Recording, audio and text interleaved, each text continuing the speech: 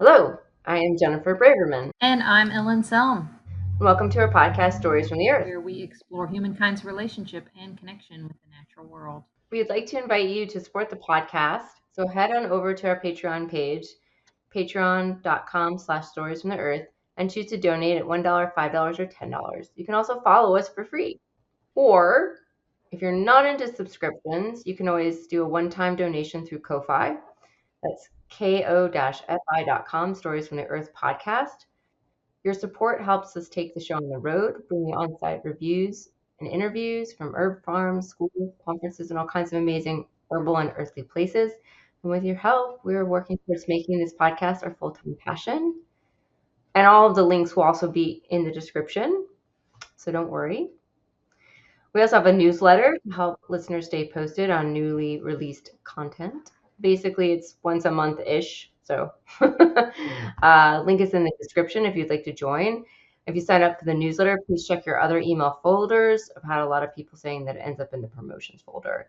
And also, we'd love to hear from you. You can email us at storiesfromtheearth@gmail.com. Say hi. Today we're going to be talking with Ibsy. Ibsy is a practicing herbalist here in Western North Carolina, whom, after having also been working for the local, much beloved herbal shop known as the Herbiary in downtown Asheville, recently had the opportunity to purchase the shop and continue to expand the vision for it within our community. So, first off, could you tell us a little bit about your herbal background and your herbal education, like where you went to school, how you got into all this? Sure, yeah, thank you. So I'm originally from Canton, Ohio, and I started as a floral designer in Canton, Ohio. I kind of got the job on a whim. Somebody I knew, their mom bought a flower shop and just needed someone to help. So I ended up landing that job. And then I also worked at Macy's at the time as a wedding registry advisor. So on my way from the flower shop to Macy's, I would pass this plant nursery. And one day they had a sign up that said that they were hiring. And I was like, well, I'm kind of good at like this flower thing. I know what a daisy is, you know? So I was like, I'm going to give that a shot. And I did. And they hired me. And I ended up being kind of like really good at like remembering the plant names. And like, I kind of just had a knack for like taking care of the plants and stuff like that. So I worked there during COVID, and we were getting a lot of phone calls of like people. It was also a landscaping office. So we were getting a lot of phone calls from people that were like angry during the shutdown that they had dandelions in their yard. And I was like, I don't really know. I was looking for something like more genuine and like a deeper connection to the plants. So I was like, not really sure what to do. And I had called a really old friend at the time. They said, you know what? I live in Asheville and there's a lot of herb schools here. And something clicked. I was like, oh, that's totally a direction. That's an option I can take. I was like, huh. So I decided to commit to moving to Asheville. And then I attended the Blue Ridge School of Herbal Medicine, which is up in Barnardsville. That's about an hour, 30 minutes from Asheville. That's with Corey Pine Shane. And that's like an outdoor 6-month program. I took the holistic program and I graduated that in 2022. And then right after that, I signed up with the School of Evolutionary Herbalism, which is Sage Apapam. He is an online course, and I took his alchemical herbalism course. That took me about a year to complete, and I did get the certification for that as well. And then as soon as I finished that up, I ended up going to the Wild Temple, which is local. That's Brooke Sullivan, and she does flower essences and stuff like that. And I ended up getting a practitioner certificate from her. So I'm just really excited to learn. So, fun fact, we have interviewed Brooke actually pretty recently on this podcast. So I will also put the link in the description if you want to hear more about Brooke and what she has to offer. So yeah. Also Corey Pine School, we'll put that too. But we haven't interviewed him yet. Who or what has given you inspiration on your herbal journey? Well, my partner's been extremely supportive. They've been really inspiring the entire way. They've just been really encouraging to me and kind of like being like, you can do it and you're so good at this. So that's been really helpful. in addition to that, just like the herbal network that exists is phenomenal. Like, I mean, here in Asheville, like, yeah, there's so many people that are learning and practicing. If you go like internationally and you start to go to these herb conferences and you see the way that these people are interacting with each other, you know, they haven't seen each other in years. They're like old friends. I think that that's really inspiring. And I think that that's kind of something that drives me to keep going and work really hard at it. I actually want to say I think it's really awesome that, you know, your timeline here, because I feel like a lot of the people we have thus far talked to on this podcast are people who are older, you know, than the three of us and have been doing it so much longer. And I think sometimes maybe there's a, you know, people just assume like, well, you're not really in it until you put in your 20 plus years, you know, and it's like, and of course that's great. Like, the more the merrier, but like the fact that you're like, no, this is what I'm going to do. I'm going to go boom, boom, boom. I'm going to get all these things. I'm going to learn all this and like condense it down into these last few years and just rolling with it. Like, that's awesome. Well, thank you. Yeah, I really appreciate that. Probably my second week into herb school. I'd say the first day of herb school, I realized this was a lifetime of learning. And I got so excited. I was like, this is exactly what I was looking for. So thank you for saying so. Herbalism is one of those things where there's not a set path in. Like, you know, it's not this beautiful, like manicured, meandering, easy to walk path. It's sort of like you're bushwhacking a little bit. I feel like, you know, it's like until you can get trails. Yeah, until you can get to like the clearing, you're like, oh, okay, I found where I'm looking for, you know, supposed to be. It's not easy to find that path. No, I absolutely agree. There's like so many different modalities and so many different directions. You can go like aromatherapy or flower essences. And I think that that's part of what captivated me so much from the beginning, was just knowing that everybody's different. And like, I've kind of just now realized how much of an art form it truly is. Everybody does things different. Herbalists are always going to kind of disagree with each other about what they would have done, you know, which is funny, but that's what makes it kind of like painting a picture. It really is an expression. I just had a start of idea, but it would be really, really, really funny to like get a bunch of herbalists together and they could be like, what would you do for this? And I would duke it out, you know, and argue. I don't know. I'll have to think about that. We'll see. future podcast. I don't know.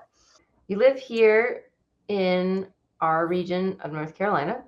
So you also weathered the unprecedented storm of Hurricane Helene last September as well. We are coming up on the 1-year anniversary of that event now. Can you speak some about how you got engaged in community relief mutual aid efforts in the aftermath of the storm?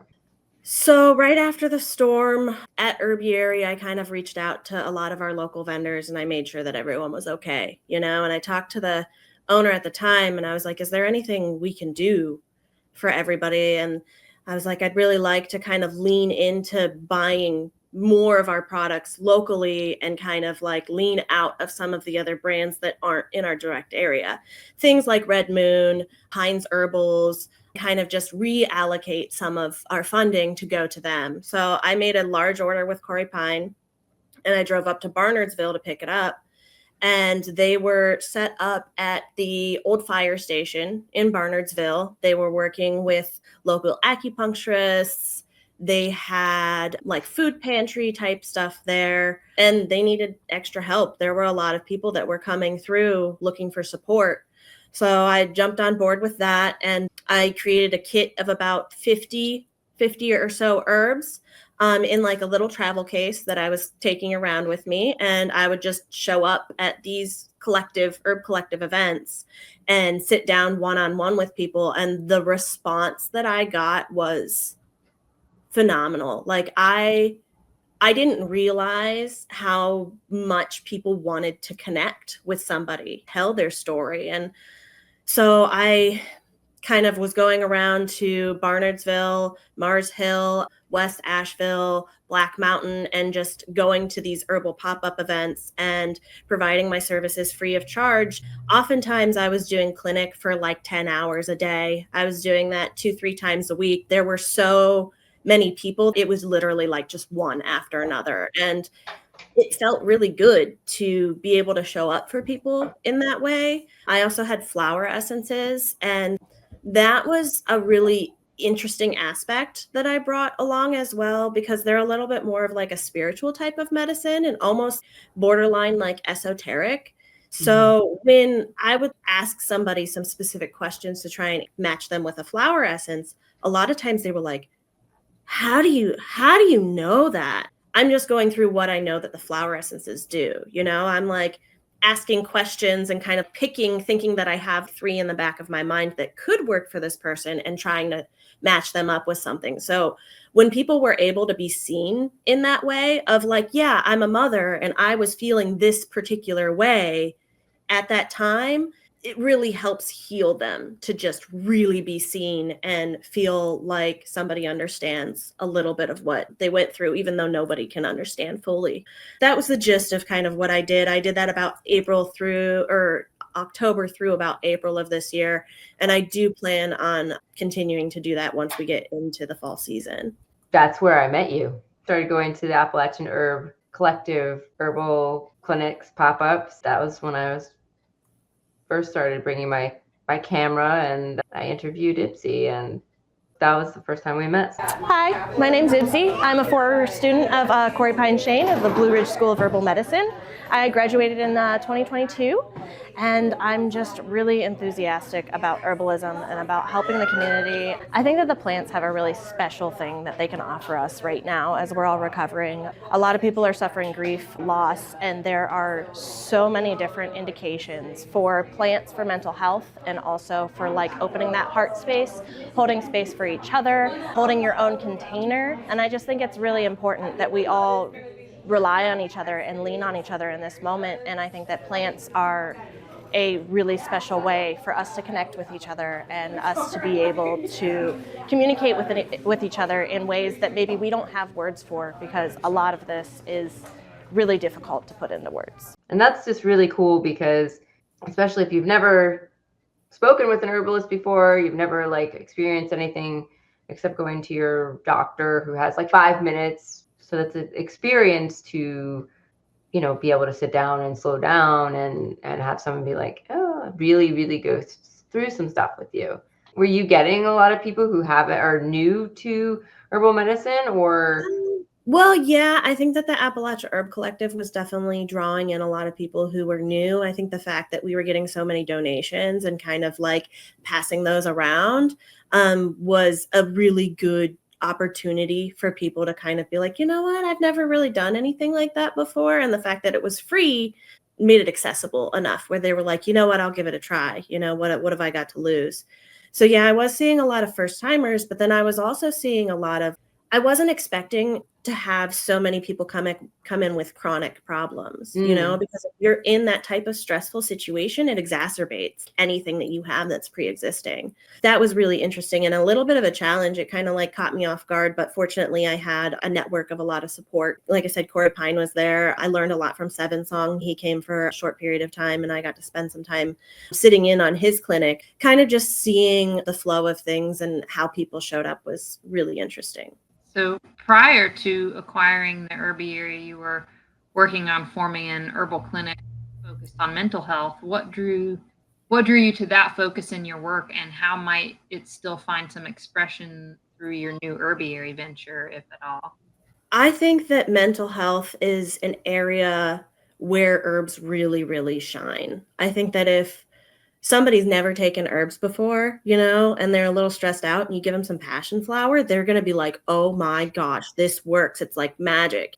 Once I figured out how well herbs work for mental health, I was like so passionate about it. I've always had a passion for helping people that maybe like are a little down, maybe people who have like addictions, or maybe people who just suffer generalized anxiety, or they've been depressed since they were 13 or something like that, and I just really have a passion for helping pull people out of that and let them know that they have support and that the way that they're feeling is not uncommon. We're human. We're all going to think about these kinds of things. So helping to normalize the way that people are feeling, and again, make sure that they're heard and seen, and then like give them something that's not going to do them any harm, but might provide them with a path moving forward, I think it's imperative to healing in general. So that's just something I've been really passionate about. And at Herbiary, we have a lot of people there who are clinically trained. I definitely want to get the word out there that we're here to listen and we're here to help match them with something that works really well for them. Like, we're not here to diagnose,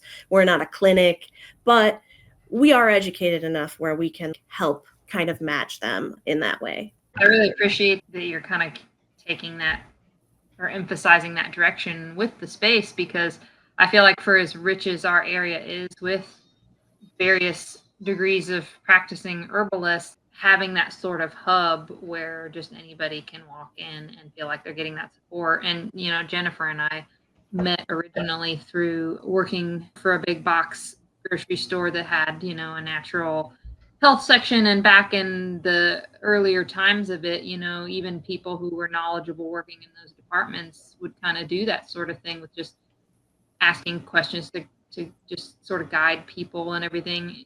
That ability was taken away from the employees. And I feel like the customers really lost out, the community lost out. And so to be able to have a space like that in the community that's even more, hyper local and not a big box place, for people to go and get that sort of one-on-one support is really a awesome, beautiful thing. There are so many choices to pick from. Like, there's so many brands, and it's very confusing. So just like picking between two very identical looking supplements, and it's important to have someone with some sort of knowledge, because it's really hard to get that information from maybe a reputable source. It was nice to be able to provide that. And like Ellen said, it seems to be that part of that department has been just sort of going away less and less. And so I'm glad that the Herbiary is there to help people with that, because I think it's very important. Yeah, no, I agree. It's definitely very important. And another element that I definitely want to bring to the forefront is, like, we're going to be honest. If we don't know the answer to the question, we're not going to make something up to try and sell you something. Like, that's not what we're here for. Like, it's a store, yeah, but like it's a community space and it's a community service that we're providing. So if we can't answer your question, we're going to find the book. We're not going to Google it in front of your face. We're going to find the book and we're going to say, I really don't know, but let's find out together. Or maybe I can provide you with something that you can take home with you, or I can connect you with somebody else who might know that. So thank you for saying so. I really am very passionate about this. I was never thinking about, I want to sell people the most expensive supplement or whatever. It was just like, what's best for this person? And, sometimes it was the most expensive one. But other times, it's just like, here's the basic. This is probably good for you, Yeah, definitely focus on the person. Or yeah, we would send people to other places. We'd be like, you need to talk to your doctor. You need to, go see an herbalist, get more guidance. So yeah, and I think that that's part of it too, is in being a responsible herbalist and a responsible practitioner, and really knowing your scope, and knowing when a doctor is appropriate, because sometimes there's nothing else you can do but go to a doctor and get some antibiotics, so. Yeah, that is true. What is your definition of holistic health and healing?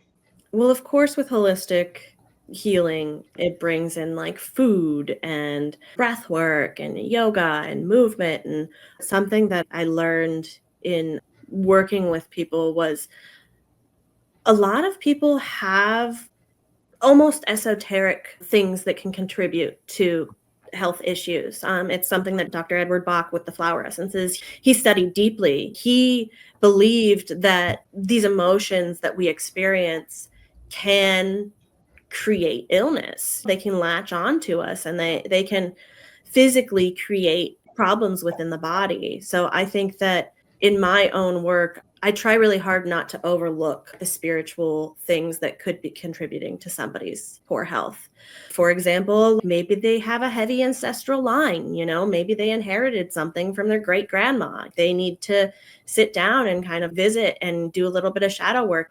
Or they were around a lot of people who were sick for a long time. Whether or not they got ill or not, that type of energy can still latch on to you. So I think that for me, just being aware that that's something that can play in for some people, to me, that's holistic healing. And I think that if you overlook the spiritual aspect, you're really kind of missing something. Yeah, it's like some people have repeated issues in different areas. You know, I'm having all this trouble in my love life all the time. Like I just can't figure that one out. And for me, it's just health and probably money, jobs and stuff like that. Like, but that makes me feel like I agree that there's just areas that we need to put a little more work into. I mean, they've been doing a lot of research on it. There's books, Body Keeps the Score, and things like that, you know. So it's not unknown that trauma and just emotions can create illness within the body. How does spirituality weave into your approach to herbalism and mental health? So I've been studying spiritual alchemy for, I think, 5 years now. And it's much like the concept of like scientific alchemy. It's taking these concepts of distillation and kind of relating it to how our emotions get processed in the body. I spent a few years observing people that were in various states of grief from different aspects. Like I had somebody who was experiencing grief because their father was in a nursing home and was getting dementia, and they were having a hard time kind of adapting to the fact that that was reality. And at the same time, I also had somebody who had just lost their mother. I had somebody who was going through a divorce, and I noticed that these people were experiencing very similar things, much like going back to like the concept that Dr. Edward Bach created with flower essences, is that there's specific rhythms and patterns that happen to the way that we process things, especially with grief. So once I noticed that and I was studying alchemy, there were some things that kind of alluded to the fact that our brain worked very similarly to a distillation setup. And I found that really inspiring, and I started to kind of lean into that. And I found out that that was actually a thing that a lot of scholars were kind of studying. So I kind of went in that direction with everything regarding mental health and herbs. And I did find out that herbs in general, they definitely help facilitate these changes, these transmutations, this alchemy that people are experiencing when they're going through a moment like that to kind of get to the next phase of healing. And the thing about herbs that's so unique is they don't damper where you're supposed to be at. If somebody takes like SSRIs or something, they can often feel like dopey or like disconnected, you know, and they're like, I don't really know if this is going to work for me because I feel like I'm kind of just shutting it off. But with herbs, they're going to provide you the support and the strength that you need to move through phases like that appropriately. So that's kind of how I weave spirituality in with herbalism, is directly through alchemy and spiritual alchemy. And your LLC name, Lead into Gold, is unique. I mean, it's clearly a nod to alchemy. Can you share the symbolism in your choice of that and how it reflects your healing philosophy?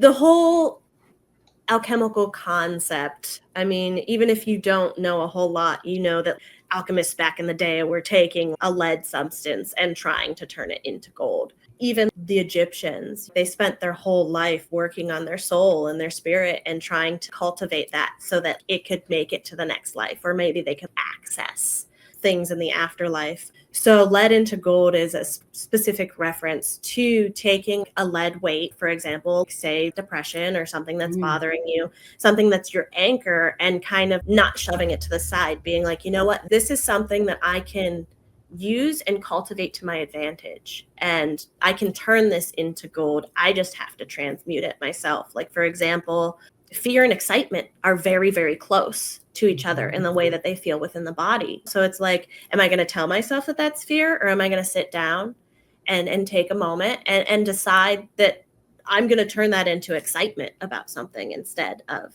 kind of giving it that negative connotation? So that again brings in that like spiritual alchemy and just the being aware of kind of what you have to work with and then turning it into something else. I like the idea of learning from, and the words are, there's this concept that's, the words are well, gone.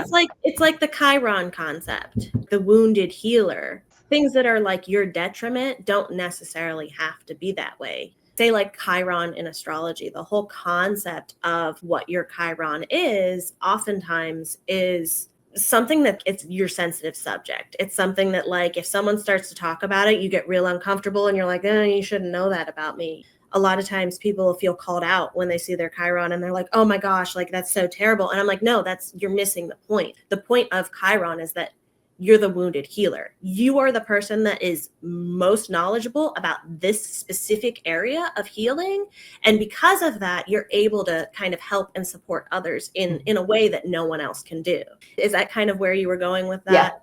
Yeah. Okay. Yeah, that was it. One of my herb teachers put it that, after you've gone through that healing process, she's like, well, you'll be,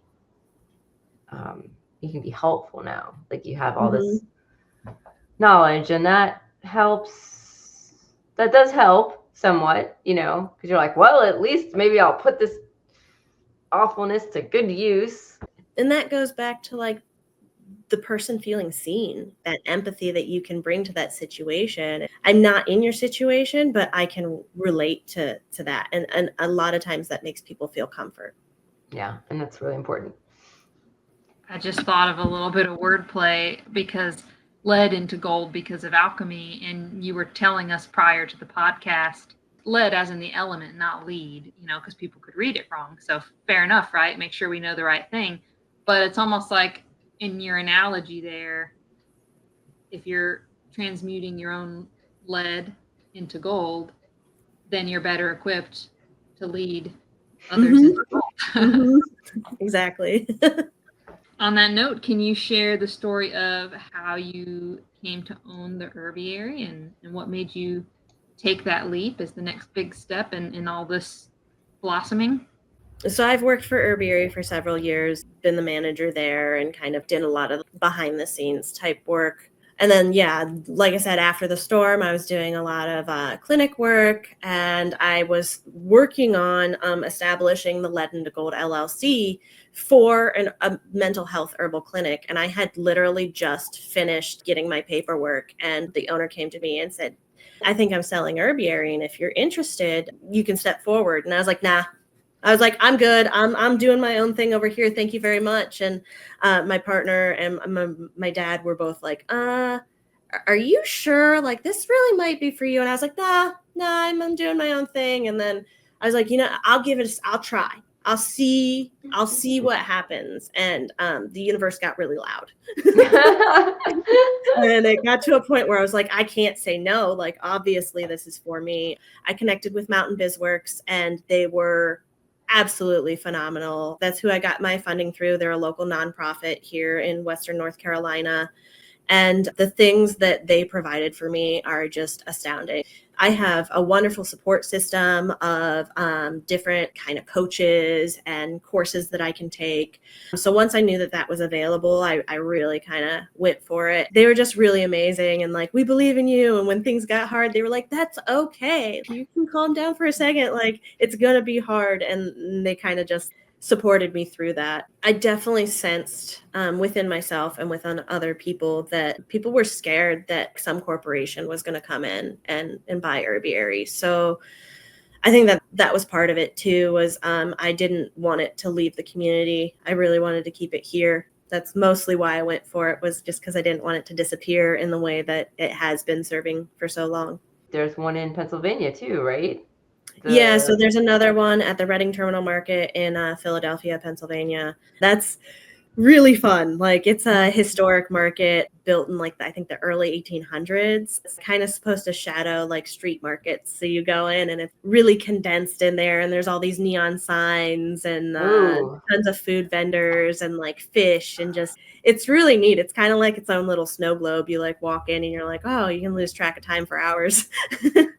Am I understanding that in acquiring it, you acquired the brand, so you got that location as well as under your belt? Wow, that's awesome.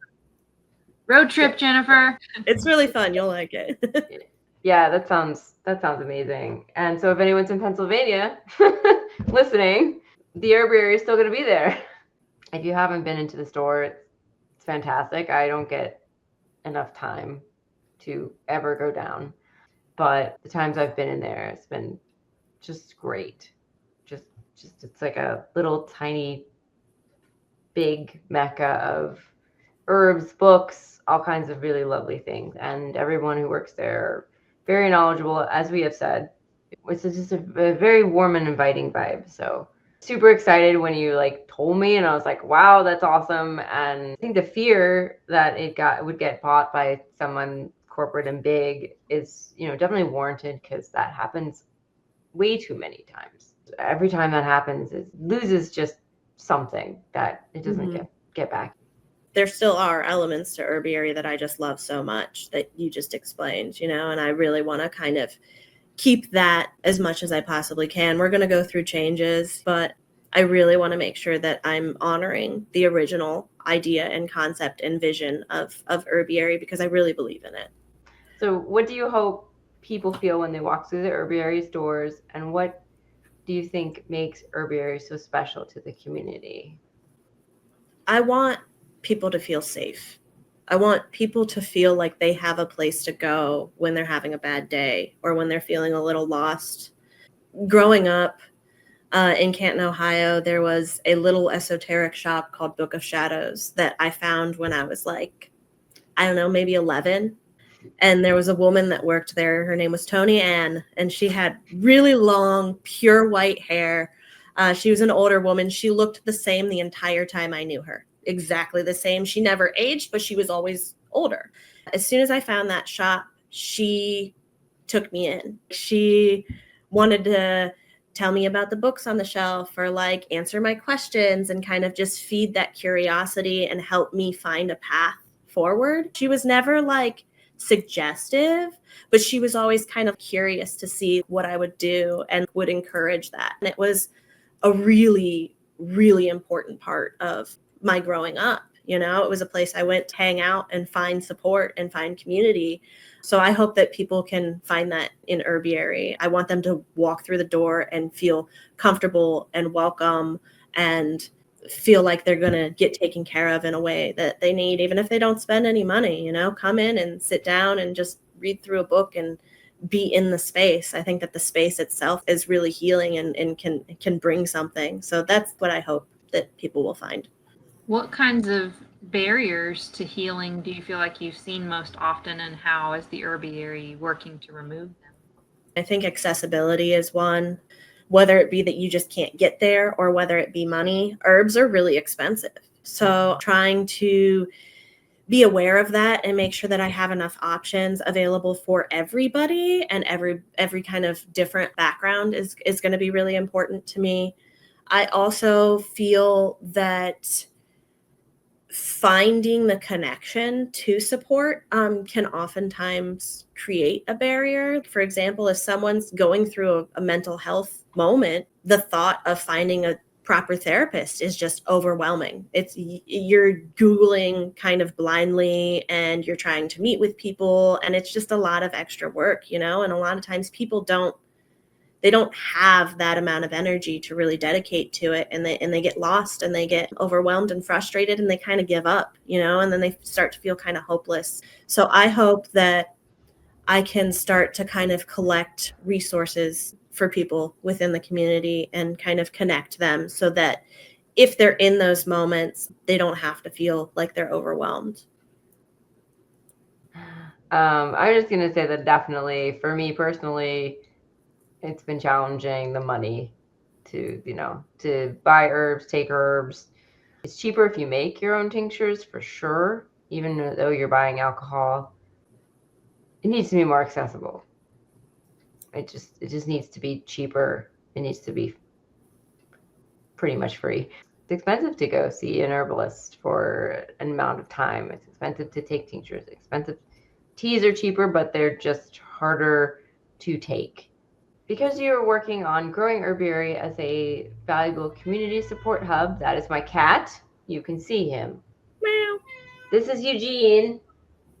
He's come to say hi. Hi, Eugene. Tell us about the research binders you're building and what kind of support will people find in them. Let me see. You want to come up, buddy? we've been talking about how Herbiary has the potential to become this like kind of hub. I definitely want it to be a place where people can come to find reputable and trustworthy sources just in general. So I'm creating some binders of people that we personally know, different herb schools, books that we would recommend, practitioners. I have anything from like hypnotherapists to herbalists to energy and light workers, Reiki, massage therapists, that kind of stuff. But I want to make sure that it's people that we know we can trust. Just because you're not in there doesn't mean that you're not trustworthy. It just means we don't know you, so it gets hard. I don't want to have a board up on the wall and then like someone gets ripped off because someone's claiming that they're like a past life regression psychic. That just doesn't feel like serving the community in the best way possible. So I want to make sure that these are people that are well seasoned. You guys have vetted them essentially because you and your staff have had experience with them enough to know and vouch for it. It's people that they're a part of our community and like we see them frequently. We have conversations with them. Yeah, and it's vetted. Yeah, that's very cool. I also want to make sure that there's a lot of free resources in there as well. Things like harm reduction, free therapists, any kind of free sources that are available in the immediate area. I want to make sure that that's in there because there's so many support groups and social settings that are available to people, hotlines that people can call to just talk to somebody or like things like that. And I want to make sure that there's a place where that's all kind of collected together. And if somebody is looking for something, they can find it. I know this might be a tricky question because who knows what the future holds, but with your intentions, how do you ideally see Herbiary evolving in the coming years to further serve the community? I just hope that we can gain everyone's trust. I hope that we can come forward in a way that presents that we're here for the people. It's a store, but it's so much more than that to me. And I really want to get that across to the community is that we're here for them and we're here to listen to them, be genuine, and make a connection. We're starting to host workshops after hours. So we still have short hours that are kind of like leftover from hurricane time when we were short staffed.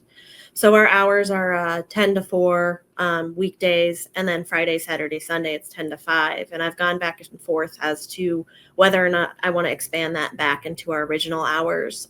And I think I've decided that because I want to start hosting workshops and having like kind of these get-togethers, that keeping the hours a little bit shorter is going to make that more accessible for people. We have a workshop at 8 or 9 o'clock at night. I don't think that that's what's going to work best for everyone. I think like 6-ish sounds appropriate. Okay, you're getting off work, you can get a bite to eat and swing by Herbiary, or maybe like go home for a little bit and like collect yourself and then come by. So I'm starting to introduce that and talk to different herbalists and makers in the area to kind of bring that in. And I think that that's going to kind of help bring that community aspect to Herbiary as well. It's going to take some time to get off the ground, but we are calling it Herbiary After Hours. Fun and spicy. What advice would you give someone who wants to help their community but doesn't know where to start? I think don't be afraid. I think that that's a good one. I think that like meeting your neighbors is a good place to start in general, just knowing who's directly in your vicinity and kind of forming together a little bit is a good place to start. Collecting your local resources, knowing what's around you, knowing who can provide support, because you never know.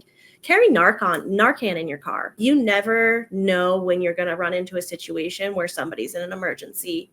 Having those resources and knowing what's available to you, I think is imperative to kind of starting to get involved in the community, even if you're like a little lost on kind of where to go. And then my second piece of advice would be take a class. That's probably one of the best ways that you can get out there and start to make a connection with people without blindly walking into a situation and being like, I don't know, I should say hi to that person over there, but I'm shy, or maybe it's not the right moment. Taking a class is a really good way where everyone's kind of there for the same thing. You all kind of already have something in common. You're already walking in like your friends. That's a really good one. Another good one would be do some CPR training. There's so many people out there that I don't have CPR certification. I'd love to. But that's another one of those things where it's like, if you're prepared for anything that kind of like can come your way, then you're serving the community just by having that ability to be there in those moments.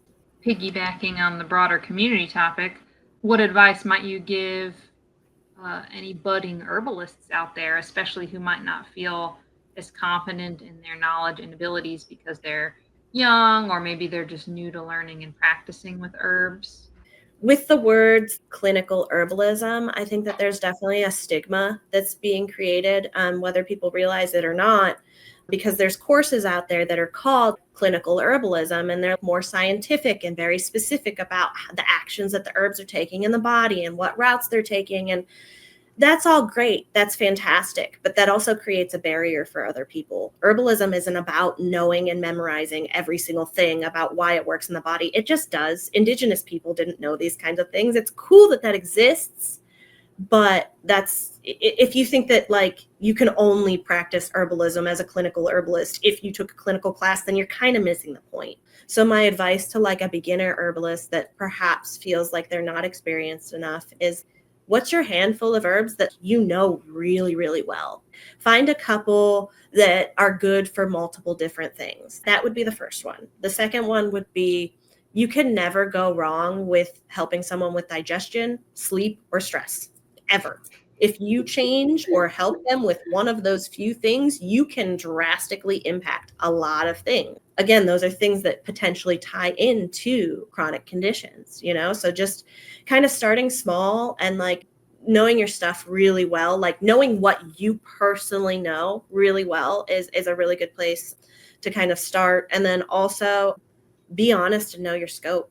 Don't pretend to know somebody just because someone puts you on the spot. Know when you have to be like, yeah, that's beyond me and I'm really not sure. And then kind of try and direct them to a place where they can get their answers. But being honest is probably the biggest thing if you want to start to practice clinical herbalism from the very beginning. When some people find out you know some of these things, they just keep asking you stuff. They're just like, well, what about this? What about this? And you're like, I don't know about that one. So yeah, everyone's going to be different. They're going to, like I said, like my kit had 50 herbs in it. Everybody's going to choose 50 different herbs. It was interesting working in clinic too, because like Corey Pine had a different kit than I did. We would kind of like borrow from each other's and like know that the other person had, I don't know, wild lettuce or something, but I had botanica in my case. It's interesting and like, yeah, really kind of picking the ones that you connect with the best, I think is really helpful. We were interviewing Jim McDonald, and he said that like a bunch of people with the same issue, and he would all give them probably a different herb. Yeah, and I think that circles back around to that alchemy thing, is like the eclectics and the physiomedicalists like definitely had something right.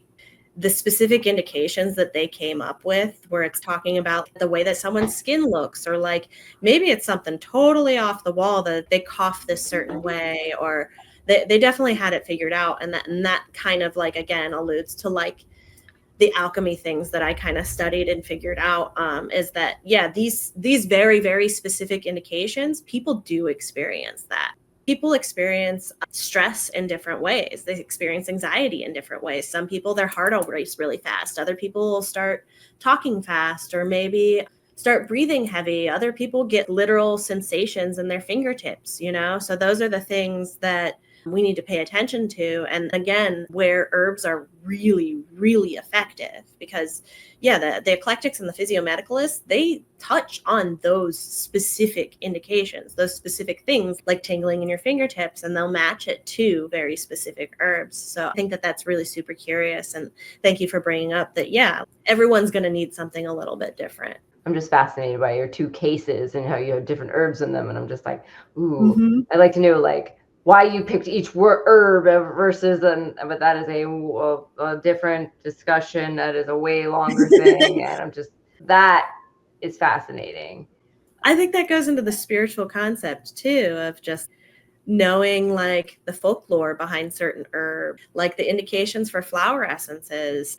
Matthew Wood does drop doses of a lot of herbs. I think that he does apply those sometimes in energetic or emotional type situations. So I think it's really interesting to just be well educated on like the full history. It just depends on the person. I wouldn't recommend mullein root for like the lack of spine and like everybody, but like if someone's showing a lot of mullein indications and then they also like say something like, man, I really can't stand up to my boss. Okay, then maybe that's another like specific place where we can pay attention to and kind of match that person. We love to ask this question of all of our guests because we love books. What are some of your favorite books, herbal or otherwise, that you would like to recommend? And I'll put all the links in the description, so don't worry. Those are huge for me. David Winston's Specific Indications is a really good kind of just like quick reference, keep on the shelf. You always know that he's going to be trustworthy and that he's done his research. And then there was another one, it was by Catherine McCune, called On Becoming an Alchemist. And that one found me at the library. And as soon as I read that, I got like goosebumps, and I was like, this is exactly the direction and kind of what I needed. And it spoke to that soul level transmutation and kind of cultivating that in an alchemical way. That was a really good one too, because she gave you like real life examples. She like talked about someone's story and then would go through the steps and then be like, okay, so this is what's happening alchemically with that. So that was really helpful. That's a good one to share, I think, because, if somebody was just like, what? She was talking about alchemy, huh? And then they went out there to try to find something. I mean, they might find something that's just like, more historical or more medieval or more like something that's more modern, or putting it into an understandable, relatable practice. Well, is there anything else you want the community to know about the Herbiary now going forward as your closing words and thoughts? I think in general, I just want people to know that we're here for them. We're here to support them in any way that they need, and not to worry about any of the barriers that they think that they might be coming up against, because we're here to help them navigate that in the best way that we possibly can. I hope that we can gain everybody's trust. I guess I'm curious, how do you think you were the manager for several years, or, you've been in there, you've been on the floor, but just even speaking from experience, having previously had my own store for 4.5 years, like, you're going to wear a lot of hats, and do you think you're still going to be as present is it your intention to still be present, like working one-on-one with people, or you're going to have to like have the staff take over that a little bit more because you'll be doing even more of the business side behind the scenes? So as of right this moment, I'm definitely very involved in like the business side of things, trying to just get everything set up. But it is absolutely my intention to make sure that I am still a presence within the community, and that I'm still able to do free clinic and to show up for people and to go represent the Blue Ridge School of Herbal Medicine at external events and kind of talk to people and be that support system. That's what's most important to me. So if I have to hire some people to do some aspects of the business stuff, so that I have the freedom to continue to serve, then that's what I'm going to do. We'd like to thank our guest, Ibsy, for her time and sharing with us today. And always a big thank you to our listeners. And remember, you can watch us on YouTube, listen to us on Spotify, Apple Podcasts. We're on, you can follow us on Facebook. We have a Facebook group. We also have a general page, Instagram. We're on Instagram, TikTok. You can email us, like, comment, subscribe. If you comment, I will be commenting back. It's me. Hi. And please, if you love the podcast, if you want to see more of the podcast, please consider supporting us through Patreon or through Ko-Fi. Like I said, even a like, subscribe, comment also helps. And we will See you next time. Bye. Bye. Thanks, everybody.